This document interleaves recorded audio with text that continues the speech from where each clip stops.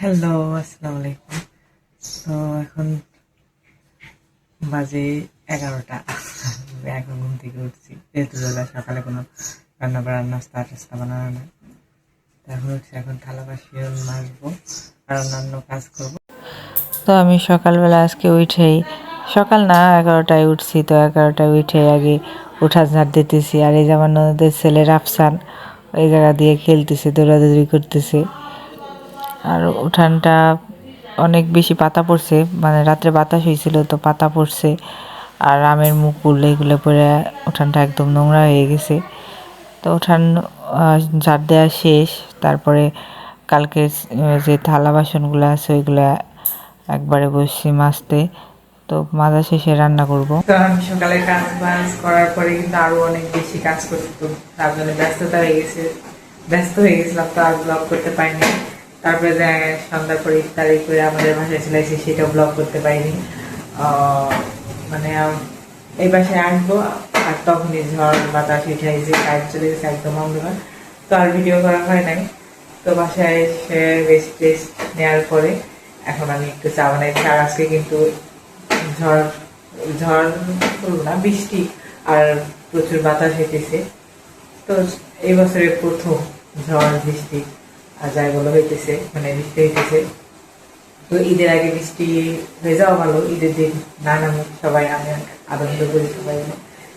তো এখন বানাইতেছি, এই যে আমি এখানে চা বানাইতেছি, লবঙ্গ দারচিনি এলাচ দিছি, এই জন্য আর চিনি দেওয়া হয়েছে। চিনি পানি বলক আসার পরে সেই জন্য পানির কালারটা এরকম হয়েছে। তো একটু পরে আরও একটু জাল হবে, তারপরে আমি চা দিয়ে দেবো।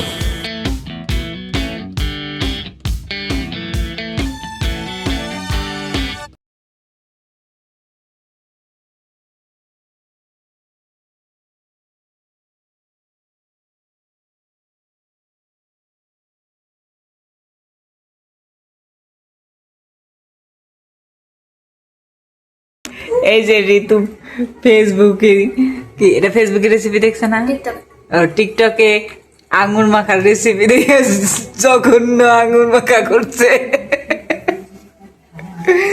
খাওয়ার পর তোমার অনুভূতিটা কি? সে অস্থির হয়ে গেছে, গলা বুক জ্বলার মতো। 10-এর মধ্যে মনে হয় 2 পাবি, 2, এই রেসিপিটা 10-এর ভিতরে 2 পাবে। তো আজকে অনেক দিন পরে আবার আমার রুমে আমার বিছানায় শুইতেছি, অনেক ভালো লাগতেছে। যার যার ঘর। তো আর ঈদের মাত্র আছে আর কয়দিন, আর 2 দিন, আর মাত্র 2 দিন আছে।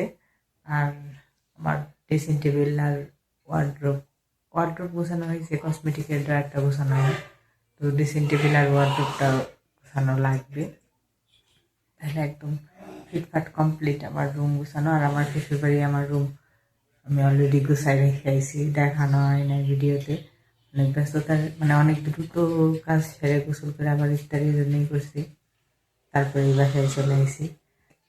সবার ঈদ অনেক ভালো কাটুক, আর এই ঈদের আগ মুহূর্ত সবার অনেক আনন্দ করে কাটুক। তো আজকের মতো ব্লগটা এই পর্যন্তই। তোমাদের কেমন লাগলো আমার ব্লগ অবশ্যই কমেন্টে জানাই। আর আমার ব্লগ যদি তোমাদের ভালো লেগে থাকে অবশ্যই চ্যানেলটি সাবস্ক্রাইব করে রেখো, আর একটা লাইক কমেন্ট শেয়ার করে দিও। তোমরা অনেক অনেক বেশি ভালো থেকো, বাই, দেখা